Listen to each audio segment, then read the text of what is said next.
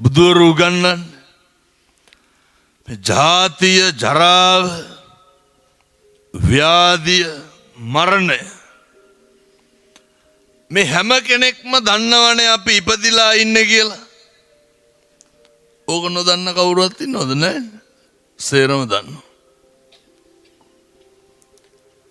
අපි කවුරුත් දන්නවා මැරෙනවා කියලා.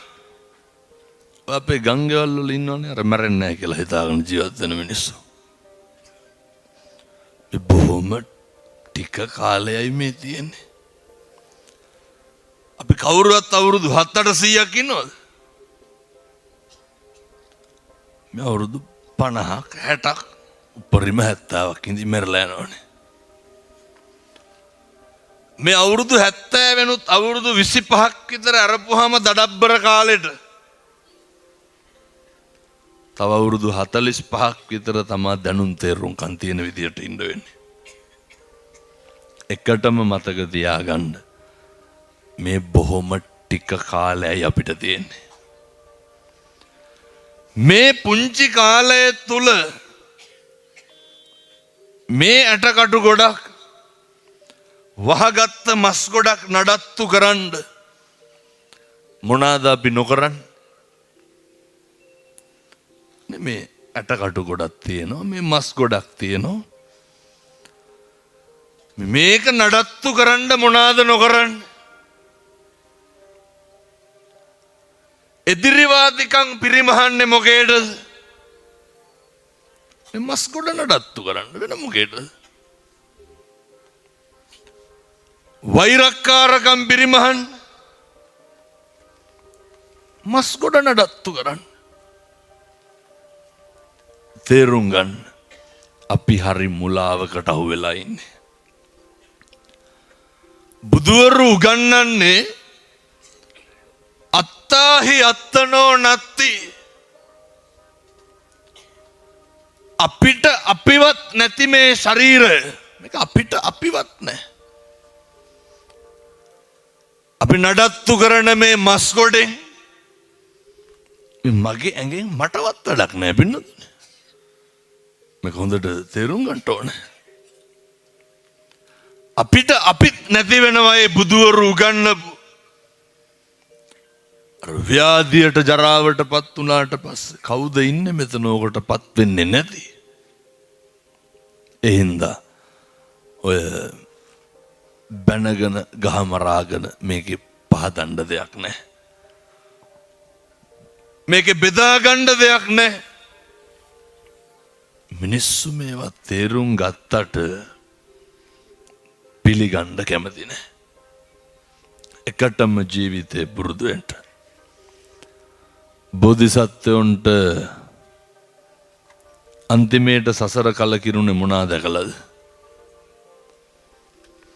අරනේ ලෙඩෙක් මහල්ලෙක් මලකඳක් හාමුදුරුව කෙනෙක්. මම මේ බණ පටන් ගන්න කලින් වෙනද කරන දැනුවත් කිරීම ටිකක් තියෙනවා දැන් කරනවා හොඳේ. ඔය තෙරපෙන්න ඉන්න එපා. ඔය පුළුවන් නම් ටිකක් හුලං වදින්න ඉන්න. ඇයි ඒ? අයි ඔයත්තන්ට හුලං ගන්න මට තියෙන උමනාවක් නෙමෙයි.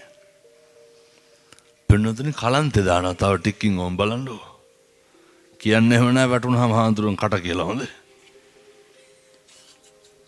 මං අවුරුද්දට බණ 500ක් විතර කියනවනේ. මොන ඔහොම ඉන්නකොට ඉන්න බෑ ගොඩක් වෙලා. ඉතින් ඔයත්තන්ට ඒක පේන්නේ නැහැ. ඒක පේන්නේ කාටද? ඒක පේන්නේ මට. ඉතින් ගලේ වෙල විතරක් අමුතුවෙන් හැදෙනවයි. කොහෙවත් එහෙම අඟලක්වත් ඈත් වෙලා නැහැ කිව්වට කොහෙත් ඔහොම තමයි. එවනන්ට කියන එක මගේ වැඩ. ඔය පන්සලේ ඉඩ තියෙනවත් දන්නේ නැහැ. තියෙන විදිහට ටිකක් ඈත් වෙලා ඉන්න. පොඩි කට්ටිය පරිස්සම් කරගන්න. ඔය දැන් ඔය සෙනග මැද්දේ පොඩි එකෙක් ඉන්නකොට දණිය ගාවට වගේ ඉන්නේ. ඒකට හුස්ම ගන්නත් බෑ මොකවත් බෑ. එතකොට වැඩිහිටි කිරියම්මලා කිරියත්තලා ටිකක් හරි උමනාවෙන් බලන්න. ඔය හරි අවධානයෙන් ඉන්න මහ ඛේදවාචක වෙලා තියෙනවා පින්නතුනේ. පෑගිලා තියෙනවා ඒකයි කියන්නේ. අවසානයේ නවුස් කරන්න තියන්න එපා. යතුරු කැරලි 15ක් විතර වේදිකාවට ගේනවා කාගේද කියලා නවුස් කරනවා. එහෙනම් ඔය ටිකක් අර නේ ඈත් වෙලා ඉන්න බලන්න. ඈත් වෙනකොට බලන්න ළඟ කාණු එහෙම තියනවාද කියලා හොඳේ. පින්නතුනේ බෝධිසත්වයන්ට අන්තිමේට සසර කල කිරුණේ සතර පෙර නිමිති දැකලානේ. දැන් මෙතන අඩු මල කඳක් නෙමෙයිද? ඉතුරු තුනම තියෙන ලෙඩ්ඩු ඉන්නවා, මහල්ලු ඉන්නවා, ආමුදුරු ඉන්නවා. ඔය කවද්ද කල කිරුණේ? කවද්ද අපිරියවුනේ? කවද්ද යථාර්ථයේ තේරුම් ගියේ? ජීවිතේ පුරුදු වෙන්න මිනිස්සෙක් කියලා ඉපදුනහම අපි ලෙඩ වෙනවා, අපි ව්‍යාධියටපත් වෙනවා, අපි මැරෙනවා කියලා තේරුම් ගන්න. එතකොට අපේ තියෙන ඔය බයිනෝ හොගාල ඕවහම තමයි. ඔය ඉඳගෙන ඉන්න මිනිස්සුන්ගේ හිතේ තියෙන වෛරය මොකද්ද? හිටගෙන ඉන්නේ උන් මරාගෙන කණ්ඩ හිතෙනවා. ඇයි පේන්නේ? බණ තියෙන 8 නම් 6ට විතර ඇවිල්ලා පුටු වලින් ඉඳ ගන්නවා. 10ට විතර ඇවිල්ලා පුටු ඉස්සරහින් හිට ගන්නවා.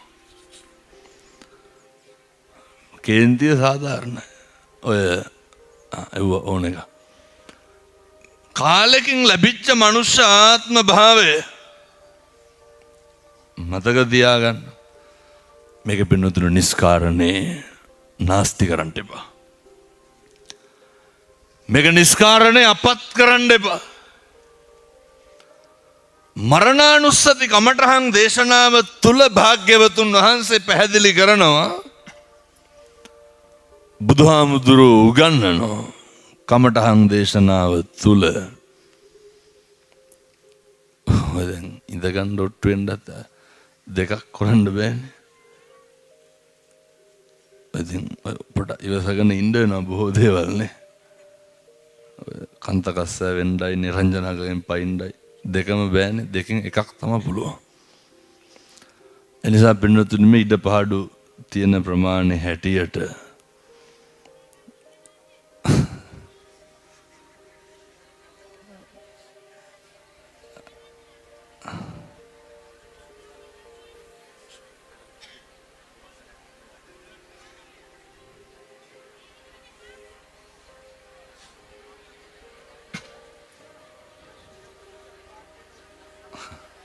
ගසනවා තාටියක් කියලා හිටගෙන හිටියනවා.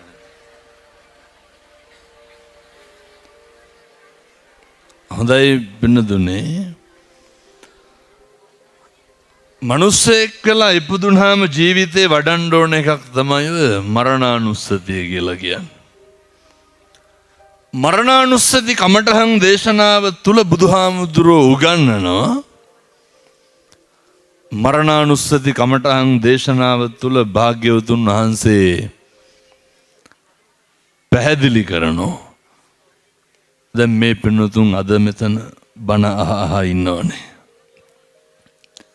හිතන්නකො හෙට ගෙදර ගියා කියලා. පින්නතුන් අපිට පොඩි අර කලන්තයක් ඇති වෙනවා. මේ හැම කෙනාම මිනිස්සෙක් විදිහට මේ ජරාව ව්‍යාධිය කියන එක මෙනෙහි කරන්න ඕනේ. එතකොට අපේ තියෙන ඔය කැත ගති, අපේ තියෙන කැතකම් නැති වෙලා යනවා. උන්වහන්සේ දේශනාව තුල අවස්ථා 7ක් පැහැදිලි කරනවා.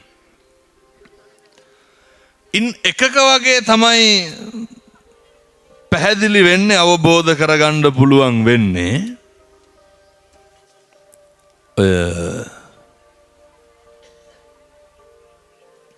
පින්නතුනි ජරා ව්‍යාධියේ මූලික අවධිය ඔයත් දැන් අදනේ මේ ඇඟිලි කරුවස්සෙන් මඩ ඉලිප්පෙන්න පුළුවන් මට්ටමට මහ පොළොවේ පය ගහන්න පුළුවන් නේ දැන්. දැන් දරා ගන්න පුළුවන්. හිතන්න අපි හෙට ගෙදර ගියාට පස්සේ අපිට පොඩි කලන්තයක් හැදෙනවා. මම මේ දේශනා කරන්නේ පින්නතුනි මේ මස් ගොඩට වෙන දේ. මම මේ දේශනා කරන්නේ අපිට වෙන දේ. පොඩි කලන්තයක් හැදුනට පස්සේ අපි වෛද්‍යවරු ගාවට ගියපුවාම වෛද්‍යවරු කියනවා අපිට දියවැඩියා රෝගය හැදිලා තියෙන්නේ. මේක බුන්නතුනි මට වෙන්න පුළුවන්, ඔයත්තන්ට වෙන්න පුළුවන්. ඊට පස්සේ දියවැඩියා රෝගීන්ට වෛද්‍යවරු දෙන ප්‍රමුඛතම අවවාදයක් තමයි කකුලේ තුවාල හදාගන්න එපා කියලා. මේ අපි මස් ගොඩ නඩත්තු කරාට පින්නතුනි අපිට අපි නැති වෙන හැටි. අද මහ පොළවේ පය ගහලා ආවට පස්සේ ඔය තුවාලේ එතුවට පස්සේ අපිට පුළුවන් දායි මේකේ පය ගහන්න. ඔන්න පින්නතුනි මූලික අධීර පටන් ගන්නවා මරණානුස්සතිය. අපිට අපි නැති වෙන්න පටන් ගන්නවා. එතකොට පුළුවන් ද මගේ කියලා නඩත්තු කරපු කුඹුර, මගේ කියලා නඩත්තු කරපු වෙල,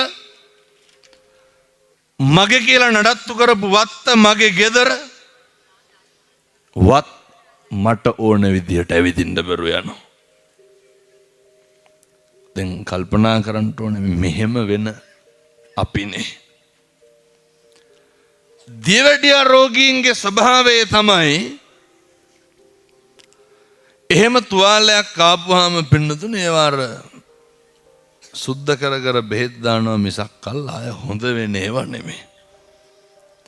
කකුල කපන කම්ම මොකද වෙන්නේ? මට අර රාගම් වෛද්‍යවරයෙක් කියනවා අවුරුදු 35ක 40ක විතර කෙනෙක් දියවැඩියාව හැදිලා කකුල කපලා අතට ගත්තට පස්සේ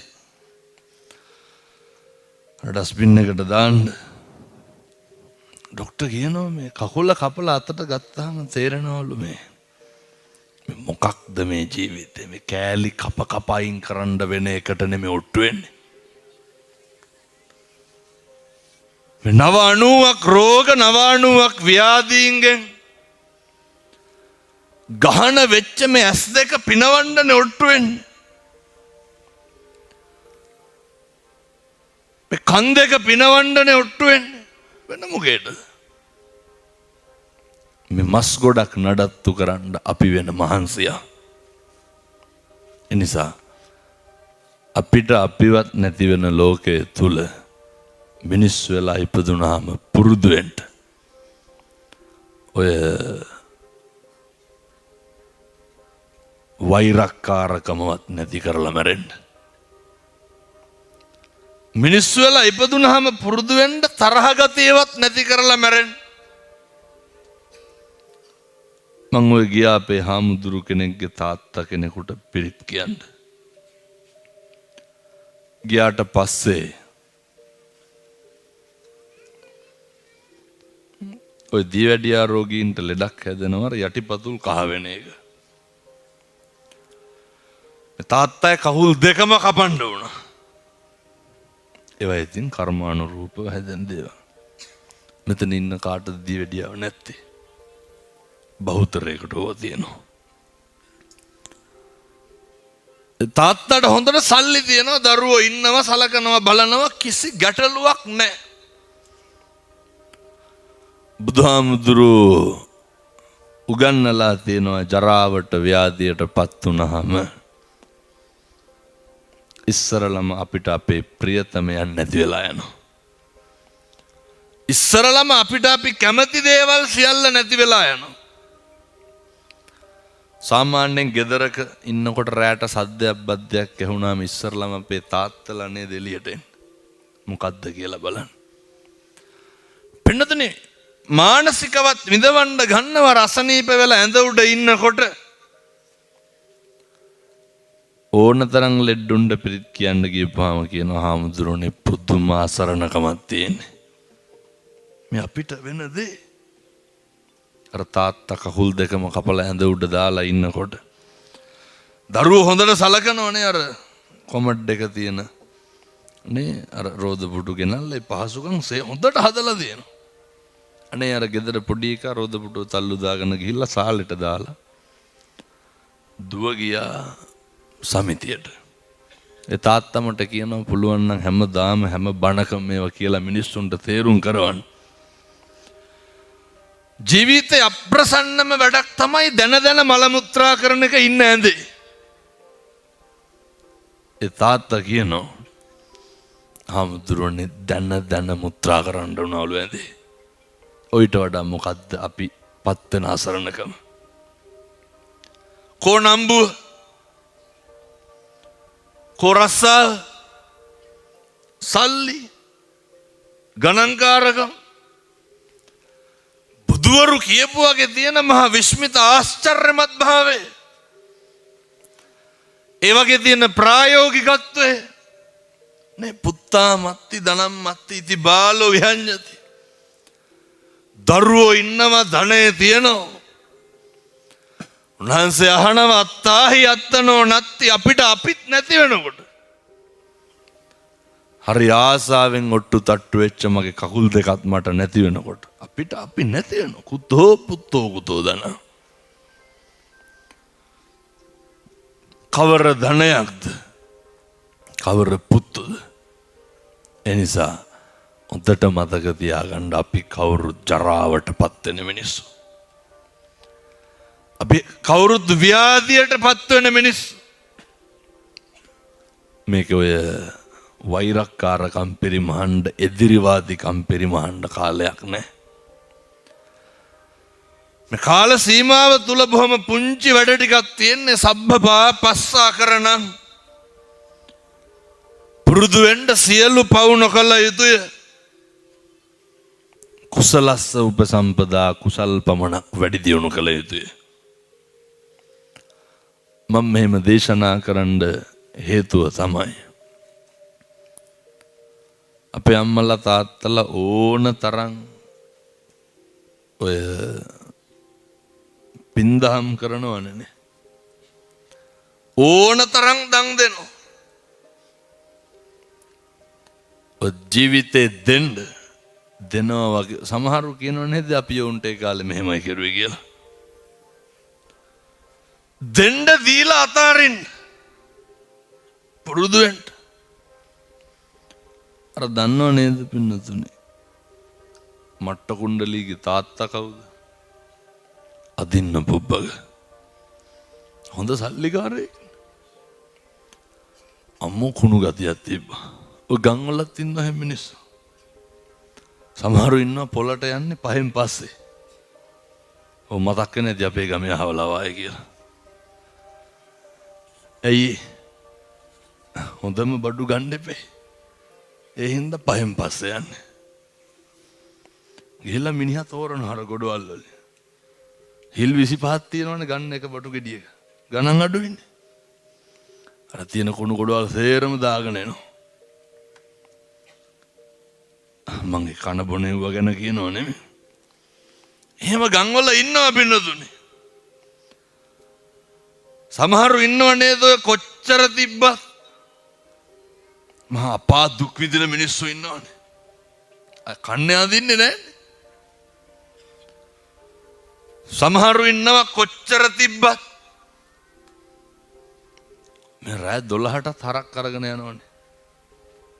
කිසි සැනසීමක් නැහැනේ. වැඩට ගිහිල්ලා ඇවිල්ලා සමහර රාත් තිස්සේ ටෝච් ගහගෙන වැඩ කරන මිනිස්සු. මහරය හානවනේ පින්නතුනේ ටෝච් ගහගෙන. ඉස්ම යන්න තියෙනවා. කුලියට හාන්නේ ඇයි? දෙන්න වෙනවනේ. අර ගෙදර අර දුවන ට්‍රැක්ටරේ මිනිහම හානවා. ඔය ගලේ වල පැත්තේ එහෙම නැතුව ඉතින් මං කියන්නේ බොහෝ පැතිවල හොම තමයි. මොකද්ද? තැඹිලි වැක්කරනවා. හදිස්සියකට දානයකට ගන්න හප්පම කියනවා අපූර්වට කියනවනේ පැහිලා නැහැ කියලා. මේ මිනිස්සු ඔය අදින්න පුබ්බකල්. ඇයි ඔහම වෙන්නේ? තිබ්බටම මදි පින්නතුනි කණ්ඩ පින තියෙන්න ඕනේ. අදින්න පුබ්බකට හම්බුනේ ඇයි? මං කියන්නේ මේ බොහොම ඉන්න කෙටි කාලය තුල අපි කරගන්න දේවල් වල කිසි ප්‍රතිඵලයක් නැති වෙනවා. ඔය බල්ලොන්ට කැම දෙනව නේද? අපූර්වට ගෙදර බල්ලට අයියේ බත් දාලා බලාගෙන ඉන්න පාර යන බල්ලෝ ඇවිල්ලා කනවාද කියලා. පොල්ලක් තියාගෙන ඉන්න. කනවනම් ගෙදර එක විතරනේ. පිටේ ගසනා පිටේ උඟාවොත් එහෙම. හම්බ කරගෙන කණ්ඩ බැරි හින්දානේ හොයාගෙන ගන්නේ. මං කියන අනුකම්පාවේ තරම් බැරි වෙලාවත් පූස හාල් මැස්ස මුල පතුරු ගැහුවොත් එහෙම. ඒකට සුමානයක් බත් නැහැනේ ගෙදරින්. ඔය මම දැකලා තියෙනවා මෙහි ඉන්නවද බයිසිකල් වලට පන්නන බල්ලෝ නැහැ. මේ කොල්ලොන්ගේ මහා තියෙන බලු වැඩ. පොළු කෑලි අරගෙන යනවර පන්නන එකයි කටට ගහනවා. ඔවුන්ගේ දත් කැඩුනම කවුද බෙහෙත් කරන්නේ? මට හොඳ අත්දැකීම් තියෙන ඔය ගෙදර ගිහිල්ලා ඉන්නකොට අර බල්ලෝ කණු වලට මුත්‍රා කරනවනේ. කිරියත්තා කෙනෙක් මට එක පාරම කිව්වා කෑ ගහන්න එපා 7 දෙනා දෙන්නලු. උන්දා ගියත් එහෙන ඉංජිනේරු ගල්බාගයා. ඇයි මං ආපහු බලනකොට තමයි බල්ලෙකුට මානනවා. මං ඇයි අර කණුවට මුත්‍රා කරාලු. ඒක බල්ලාගේ ගතියනේ පින්නතුනේ. අපි මොකටද බලු වැඩ කරන්නේ? පුරුදු වෙන්න. ඒ බලු වැඩ කරන්න එපා කවදාවත්. දෙන්න දීලා අතාරින්න. අදින්න පුබ්බක එක ආත්මයක ගෙදර ඉන්නකොට හාමුදුරු කෙනෙක් හැමදාම පිණ්ඩපාත දෙනවා. පන්සල් වලත් එහෙමනේ ඔය. දාන ගේනකොට බැරි වෙලාවත් ලොකු හාමුදුරුවෝ එහෙම හිටියේ නැත්තම් මූණ දෙක වෙනවනේ. ඇයි අරන්නේ උන්වහන්සේ කැමැති විදිහට දාන්න ගේනවා. බැරි වෙලාවත් දාන ගෙනල්ලා පොඩි හාමුදුරුවෝ විහාරයට යන්න ආවේ නැත්තම් එහෙම.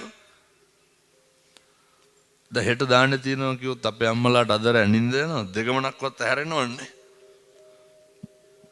මෙච්චර ගෞරවයෙන් හදාගෙන එනවා.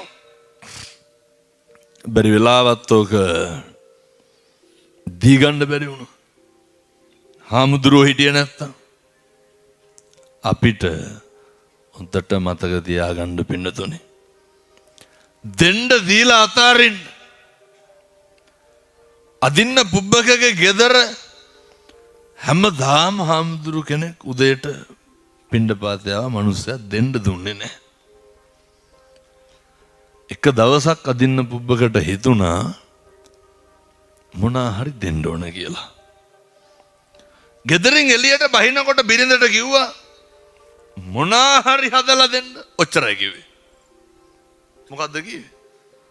හොඳට මතක තියාගන්න ඕන වචනේ. අදින්න පුබ්බකට ලැබුණේ දෙන්න කියපු හින්දා මිසක් කන් දීලා නෙමෙයි. ගෙදරින් යනකොට කිව්වා මොනා හරි හදලා දෙන්න කියලා. වෙලේ වැඩ කර කර ඉන්නකොට දැන් බිරිඳට හරි සතුටුයි. බිරිඳ වෙනදට වඩා ගොඩක් හදලා දුන්නා. දැක්ක හාමුදුරුවෝ පිණ්ඩපාතය අරගෙන යනවා. අදින්න පුබ්බකට හිතුණා මොනවාද දුන්නේ කියලා බලන්න ඕන කියලා. පොර දුවගෙන ගිහිල්ලා හාමුදුරුවන්ගේ පාත්‍රය ඇදලා අරන් බැලුවා. වෙනදට වඩා හොඳට උයලා. ගෙදර ගියා. ගිහින් බිරිඳට හොඳටම බැන්න ඇයි මොකටද එච්චර දුන්නේ කියලා. අර පැහැදිලිද? දෙන්න දීලා හිත හදාගන්න. දාන්න ගෙවල් එහෙම අපි ඕන තරම් දැකලා තියෙනවා. සමහරු කියනව නේද ඔය ඔච්චර මොකටද ඌවසේර මහාඳුරු වළඳනවයි. ඔය කැවිලි පෙවිලි හැදුවට ඔවා කනවයි ඔතාගෙන යනවනේ කරන්නේ. ඔහොම කියනවනේ. ඔතාගෙන යනවා හරි තම්බලා කනවා හරි එක කාගේ වැඩක්ද? ඔය මම කඩුවෙල්ල දානකට ගිහිල්ලා මස් වර්ග 8ක් හරි 9ක් හරි තිබ්බා. මමත් පුදුමෙන් වාගෙහුවා මෙච්චර මොකටද කියලා. ඒ මනුස්සයා මට කියනවා හාඳුරු වළඳන්නේ නැත්තම් සද්ද නැතුව ඉන්නලු. අපිටත් හොඳ වැඩේ. බලන්න හරි අවබෝධය. වළඳන්නේ නැත්තම් සද්ද නැතුව ඉන්න. වළඳන නොවළඳන එක ඔබ වහන්සේලාගේ වැඩ. දෙන එක ඒක මගේ වැඩ. වචනයක්වත් ආයේ කියන්න කියන්නේ. මං අවසානයේ ඇහුවා වැළඳුවේ නැත්තම් ඉතින් ඒකත් ඔබ වහන්සේලාගේ වැඩන්නේ කිව්වා. දීලා ඉවරයි කිව්වා. හාල් ටික කරනකොටම දීලා දාන්න. පලා ටික කපනකොටම දීලා දාන්න. මිනිස්සු කියනවනේ ඔච්චර ගොඩවල් මොකටද හරි බත් විසික්කනවලු. ටිකක් ඇතිලු. ඔය එහෙම නම් කරන්න එපා. අදින්න පුබ්බක දෙන්න කියපු හින්දා හම්බුණා දීලා හිත හදාගන්න බැරි වෙච්ච හින්දා මොකද වුනේ? මැරිලා දවස් 7ක් ගියපු තැන අදින්න පුබ්බකගේ ධනෙ රාජසන්තක වුණා. කරත්ත වලින් බඩු මාලිගාවට අදිනවා රජ්ජුරුව බලලා කිව්වලු අනේ අදින්න පුබ්බක කෑවෙවත් නැන්නේ කියලා. මේ දෙන කරන හැම එකක්ම හරි බොහොම දානමය හැඟීමෙන් දෙන්න. සතෙකුට කෑම ටිකක් දැම්මා. නේ ගෙදර ඕන කෙනෙකුට වතුර වීදුරුවක් හරි කමක් නැහැ දෙන එක. මේ සංසාරේ කවදනම් පින්නතුනි අපි ආය වතුර ටිකක්වත් දී ගන්නද? දැන් මේ අම්මලා තාත්තලා හිතන්නේ අපි ලබන ආත්මේ කවුරු වෙලා උපදී කියලාද? එහෙම සැකයක්වත් නැද්ද? සැකයක්වත් තියාගන්න එපා මිනිස්සු වෙලා උපදින්නේ නැහැ. හේතුව මිනිස්සු වෙලා උපදින්නෙම පින්නතුනි පෙර සංසාර කරපු කුසල් වලට. චතුරාර්ය සත්‍ය ධර්මය අවබෝධ කරගන්න යන ගමනේ පාරමිතා පුරන්න විතරයි. කවද්ද හිතුනේ නිවන් දකින්න ඕන කියලා. ඒ නිසා අපේ තරුණ මහත්තුරු හොඳට මතක තියාගන්න. ඔය හම්බෙච්ච මනුෂ්‍ය ආත්ම භාවය ඔක නාස්ති කරගන්න එපා. මේ ගෙදරක පවුලක 7-800ක් නැහැනේ. මනුෂ්‍යත්වය ආරක්ෂා කරගන්න බලන්න ගෙදර තුල පවුල තුල. පන්සල් වල සිල් මේ පැත්තේ වල සිල් ගන්නවනේ. පෙරවස් සමාදන් වෙනවනේ. මම මේ හෙට ඉඳන් ගෙවල් වල සිල් ගන්න කියනව නෙමෙයි හොඳේ. පන්සලේ සිල් ගන්න ඕන. මං කියන්නේ සිල් ගන්න එකේ ලාභය ප්‍රතිඵලයේ භුක්ති විඳින්න ඕන කොහෙද? ඒක භුක්ති විඳින්න ඕන ගෙදර පින්නතුනේ. පන්සලේ සිල් ගන්න. සමහරු පන්සල් එනවා අපිට සිල් පෙන්නන්න. ඔය සමහර කිරියම්මලා අහුවෙලා තියෙනවා අපිට. හොඳම මං ප්‍රදේශයේ කොහෙද කියන්නේ මගෙන් අහනවා. අර ගෙදර යනකොට කොහේ හරි එළුව ගාලක අල්ලන් එළුව දෙන්නෙක් ඇවිල්ලා මිදුලට. එකෙක් මල් පැලයක් කනවලු අනික තැඹිලි පැලේ කනවලු. මල් පැලේ කාපේ කාරණා හොඳ පාරක් දී ගත්තා කිව්වා. මගෙන් අහනවා පවුද කියලා. මොකෙන්ද ගහලා තියෙන්නේ? අර පැදුර හීනියට නේද උතාගෙන යන්නේ. පැදුරෙන්මයි ගහලා තියෙන්නේ. ඒ ඇවිල්ලා තමයි අහන්නේ පවුද කියලා. මේ සේරම කලස් පෙන්වන්නේ පන්සල් වල. ඔය තියෙන හික්මීම ගෙදර තිබ්බනම් මොකද වෙන්නේ? ඔය තියෙන සංවරකම පිටස්තර වුණාම ගෙදර තිබ්බනම් මොකද වෙන්නේ? ඔය ඉන්න විදිහට ඉතින් ගෙවල් වල ලස්සනට ඉන්න පුළුවන්. බලන්නකො තියෙන නිහතමානීකම. අමුත් තිරිසන්නු වගේනේ ගෙවල් වලට ගිහපුවාම හැසිරෙන්නේ. මතක තියාගන්න. මේ පන්සල් එන්න මේ අපිට එක එක ඒවා පෙන්වන්න දෙන්න එපා. ඔය නිහතමානීකම ඔය හැදිච්චකම අපේ ඔය සේරම තියෙන්න ඕනේ ගෙදර. ඒකනේ කියන්නේ අම්මා තාත්තා දූ දරුවන අනාකුලාච කම්බන්තා නොකළ යුතු රැකියා අතෑරලා දාලා බුදුවරු උගන්වන්නේ මේ උතුම් මංගල කාරණා විදිහට.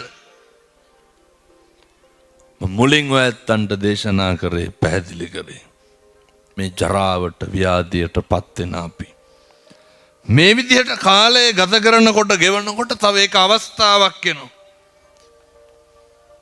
ඒ ඔය මරණානුස්සති කමඨහං දේශනාවේ 4 වෙනි අවස්ථාව වාගේ. පින්නතුනි නොසිතූ මොහොතක අපිට මැරෙන්න සිද්ධ වෙනවා.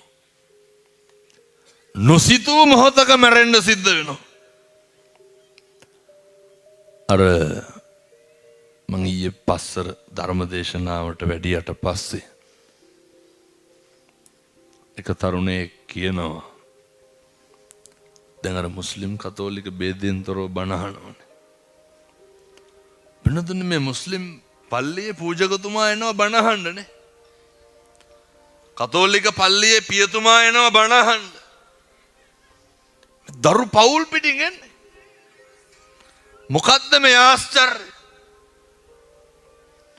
මේ තමයි ධර්මයේ ආශ්චර්යය. ඒ තමයි මිනිස්සුන්ට ජීවිතය අර්ථය තේරිච්ච තැන. තරුණයා කියනවා හාමුදුරනේ හිටියේ කොළඹලු. ගමට එනකොට තාමත් පන්සලේලු ඉන්නේ. මොකවත් නැහැලු. අම්මා නැහැ. තාත්තා නැහැ. මල්ලි නැහැ. අක්කා හිටියා. සේරම නැහැ. රස්සාවට ගිහින් කොළඹ හිටියේ. කියන්න බලන්න අපිට මොනවද තියෙන අඩුපාඩු? හරි අපූර්වට අවසානයේ කිව්වා කවදා හිටියත් ඉතින් මැරෙනවනේ කියලා හිත හදාගත්තා. ඔච්චරයි. මොනවාද අපිට තියෙන ගැටලු? කිසිම දෙයක් නැහැ. එනිසා අපි හිතන්නේවත් නැහැ. මම බණ කියනකොට මැරෙන්න පුළුවන්. ඔයත් බණ අහනකොට මැරෙන්න පුළුවන්. වචනයේ ඉඳන් පරිස්සම් කරගෙන ජීවත් වෙන්න. මම මේ තරුණ මහත්තුරුන්ට යෝජනා කරන්න ඔය තරුණ කාලය තුල ඔක නිකන් නිස්කාරණේ නාස්ති කරන්න එපා. ඔය තරුණ අවධිය නිකන් අපත් කරන්න නරකයි.